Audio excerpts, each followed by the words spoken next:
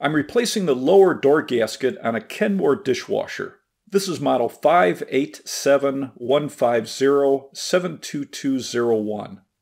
Open the door and remove the bottom rack. Use needle nose pliers to pull out the old gasket.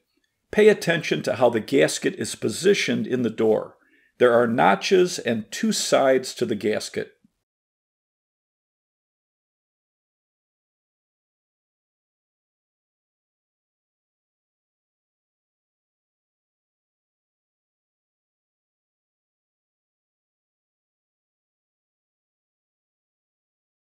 The side that inserts into the door has two raised seals along the length of the gasket.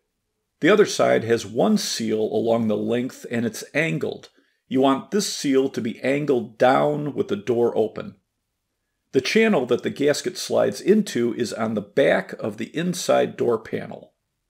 Lift up on the panel and slide the gasket into the channel. Make sure it slides in all the way and it's evenly spaced along the bottom of the door.